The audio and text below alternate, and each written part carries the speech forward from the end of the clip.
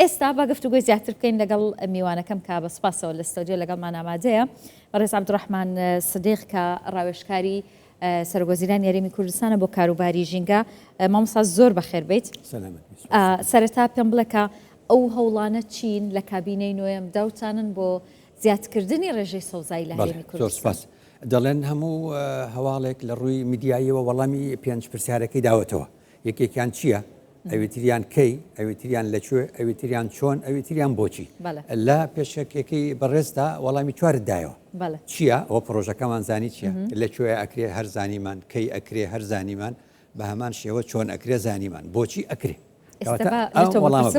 بەڵێ ڕاستە. کەواتە بۆچی ئەم کارە ئەکرێ؟ ئێمە لە هەرێمی کوردستاندا وەکو ئەو دوای جیهان بەشێکین لە جیهان کە بەشێکین لەوان بە کاریگەریەکانی ئەوان کە بۆتە مای گۆڕانی کەش و هەوا لە سەرتاسەری جیهاندا دەبینین ئەو کۆبوونەوانەی کە ساڵانە دەکرێ پێی دەوترێ کۆپ واتە کۆبوونەوەی لایەنەکانە کۆنفرانس ئۆف پارتیز ئەو ساڵانە کە هەموو جار لە مانگی 11 بۆ ماوەی 14 ڕۆژ ئەنجام دەدرێ تیایدا هەرێمی کوردستانیش ئەم ماوەیە بە جددی و بە شێوازێکی چۆنەڵێ ڕژد و بە شێوازێکی بەرچاو حکومەتی هەرێمی کوردستان لە چوار کۆبوونەوەی ڕابردوودا بەشداری کردووە. ئێستش کۆبوونەوەی پێنجەمیان دێکا لە پێدەوترێ کۆپی سی لە بەرازیل دەبەسترێ جارێکی تر هەرێمی کوردستان بەشداری دێکا. کەواتە بۆچی ئەم کارە دەکرێت؟ ئەم کارە بەوە دەکرێت کە بازنە یاخود پشتێنەی سەوز چییە؟ بازنەیەکە بۆ هەناسەی شار. چونکە ئێمە بە هەموو چالاکیەکانمان کە ئیکەین بە چڕبوونەوەی دانیشتوان لە نێو شارەکاندا بە زیادبوونی هۆکارەکانی گواستنەوە بە زیادبوونی ژماری کارگەکان هەموو ئەمانە چیمان دەدێنێ؟ ڕۆژانە ئەو گازانە دەخەنە هەواوە کە دەبێتە مایی پیسکردنی هەوە وەکو گازی دوانە ئۆکسیدی کاربۆن و وەکو گازی ئۆکسیدەکانی نایترۆژین و ئۆکسیدەکانی گۆگرد و هایدرۆکاربۆنەکان و ئەوەی کە پێ دەوترێ PM واتە ئەو گەردیلانیکەوە تیرەکانیان لە 2.5 مایکرۆن کەمترا یاخود ئەوانەی PM تێنی پێڵێن هەموو ئەمانە هەیە کە ئەمانە هەبوو ئێمە پێویستیمان بە کارگەیەکە گازی دوانە ئۆکسیدی کاربۆنمان بۆ هەڵمژێ و ئۆکسیجینمان باتەوە. ڕوبەری سەوزایی و درەخت ئەو کارگانن کە دەبنە کۆ ئەندامی هەناسەی شار هەرچی کاربۆن دایۆکساید هەیە هەڵی دەمژن و ڕۆژانە ئۆکسیجینمان دەدەن. زۆر باشە کاک عەبدوڕەحمان لەگەڵم بمێنەرەوە بە هاوکارم شێما بایز وەرگرین لەسەر پشتێنەی سەوزایی کە پرۆژەکە لە هەولێرە زانیاری زیاتر لە وەردەگرین. شێما ماندوو نەبیت چ زانیاریەکت لایە لەبارەی پرۆژەکە ئێستا دەستیان پێ کردووە و قۆناغی یەکەم چییە بێت؟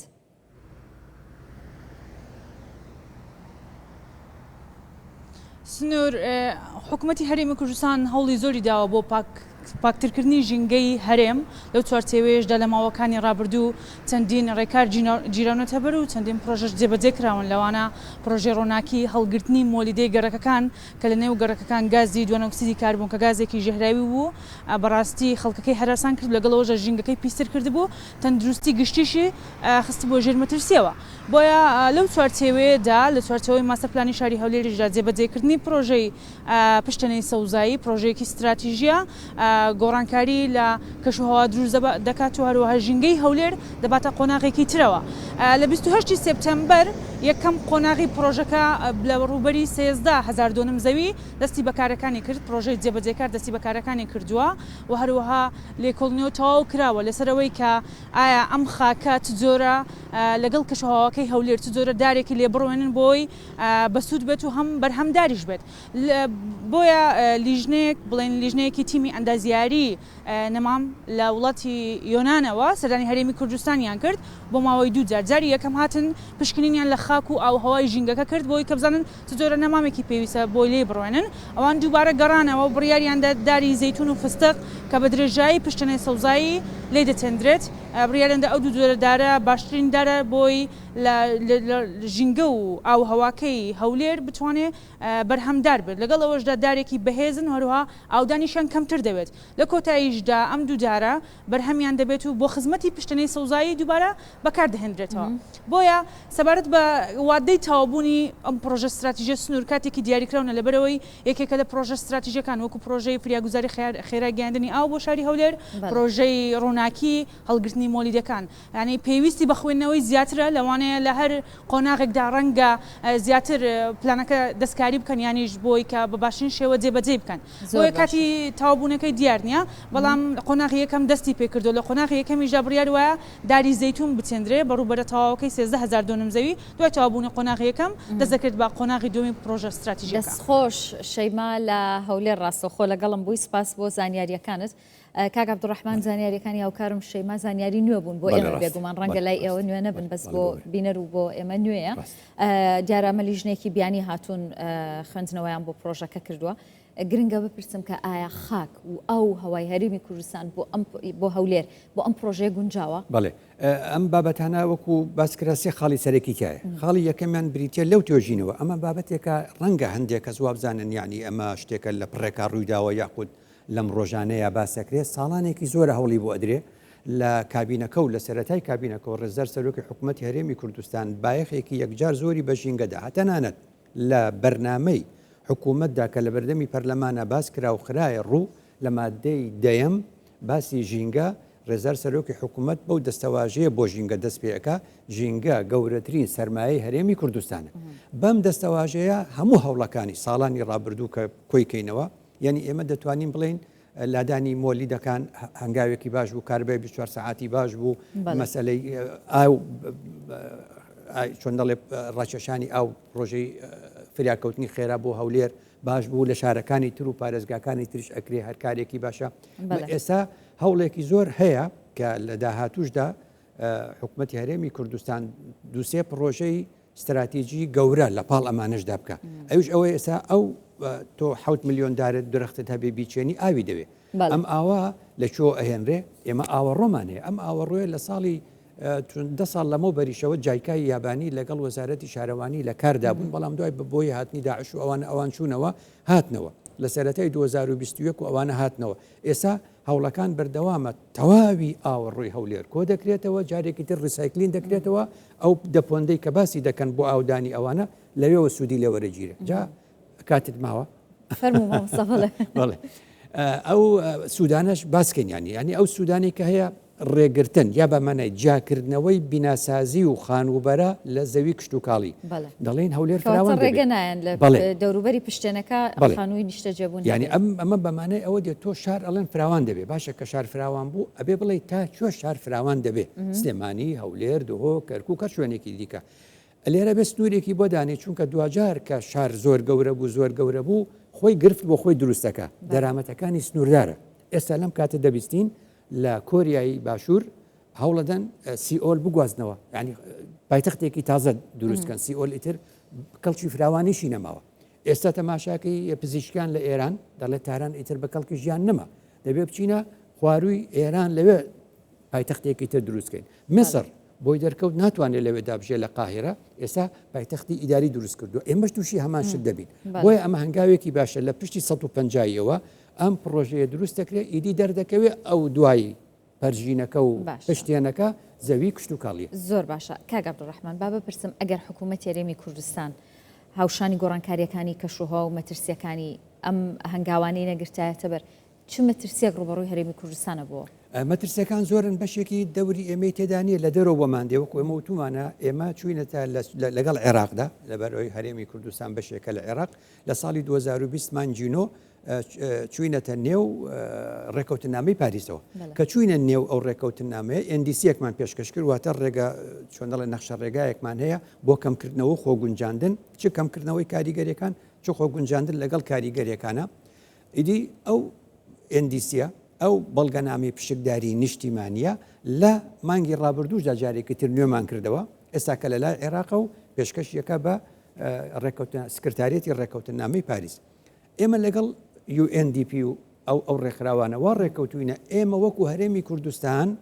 وەکو عێراقیش قوربانی دەستی گۆڕانی کەش و هەواین چونکە دەوڵەتە زیل هێزەکان ئەمە قسەی ئەنتۆنیۆ گۆتێرەژی سکرتێری گشتینەتەوە یەکگرتوەکانە کە دەڵێ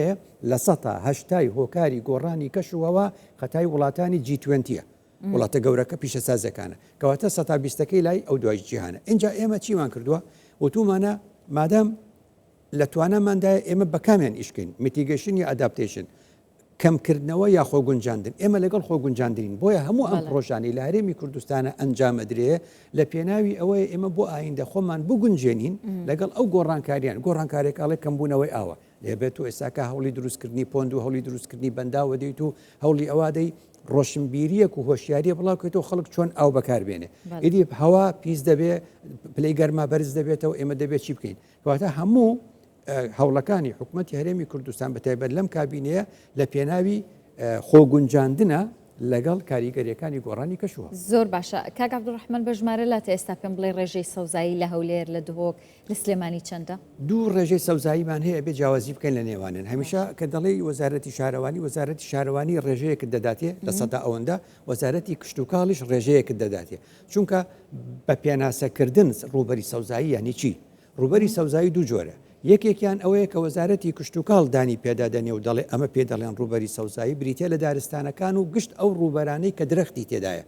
واتە کە درەخت دەچێنین و لە سەرەوە تەماشای دەکەین و ڕوبەرەکەی دەپێوین دەبێت درەخت بێ بەڵام چیمەن ناخاتە چوارچێوەی ئەوە بۆیە بەو ڕێژەیە ئەگە تەماشایکەین ڕێژەی سەوزایی هەتاوەکو 5 ساڵ لەمە و بەریش کە ڕێکخراوێکی بیانی بۆ وەزارەتی کشت و کاڵی ئەنجامدا ینی لە دەوری 115 بوو بەم ڕێژێ تەماشاکەین بەڵام دین و بۆ لای شارەوانی چونکە چیمەنەکان و هەموو ڕوبەرێکی سەوزایی حساب دەکات زیاترە بەڵام ئەمە ئێستا بەم شێوازەی کە پشتێنەکە تاوابێ ئێمە دەتوانین بڵین دەگەینە نزیکی 125 زۆر باشە دکتۆر ئەو ڕێژە سەوزایی کە بۆ نمونە شارەوانی هەژماریەکات هەر سوود بە ژینگا گەێنێت باڵێ بە دڵنیایی چونکە ئێمە ئەگە بڕوانینە سەوزایی وەکو سەوزایی تەنانەت بۆ لە ژووری نەشتەرگەریشە پزیشکەکان ڕەنگی سەوز بەکاردێنن چونکە دەزانن کاریگەری هەیە لەسەر باری دەرونی ئێمە بۆچی ئەو ساتە وەختانی دەڵێن لە شار بێزارین لە کۆنکریت و قیر بێزارین ئەڵێن باچینە دەرێ بۆچی ئەچینە دەرێ لەبەرەوەی ڕوبەری سەوزایی ببین خۆگە بچینە دەرێ هیچ سەوزایەکی تێدا نەبکەوەتە باری دەرونی مرۆڤ بە ڕەنگی سەوز هێمن دەبێتەوە دوو بۆی ڕێباتەکەی تۆش سەوزام من ژینگەمەوە هەر لە ساڵی 1940ەوە 41 ساڵە خەریکی ژینگەم کەوا بێ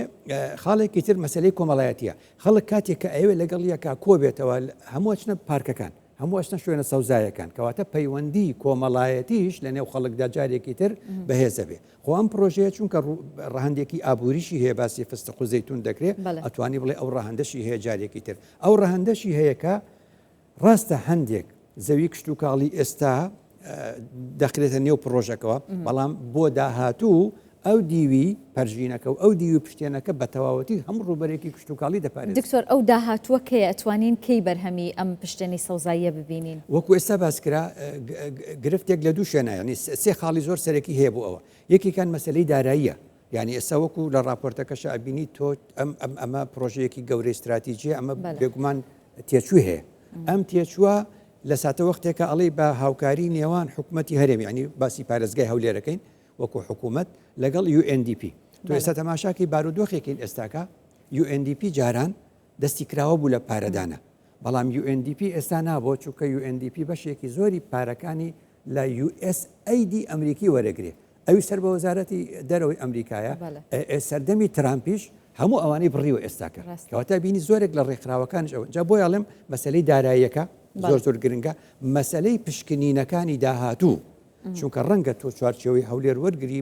ئەو بازنەیە کە بازنە چێوەیەکی هەیە لە شوێنێکە جۆرێک پشکنین خاکەکە جۆرێک دەرەکەوێت لە شوێنێتتر جۆرە دەرەکەوێت ڕەنگە گۆڕانکاری لە جۆری درختەکانیشە بکرێت دەستەکان خۆش بێ بەڕێز عەبدوڕەحمان سەدیق ڕاوێژکار لە بواری ژینگە لە ئەنجومەنی وەزیرانی هەرێمی کوردستان دەست خۆش.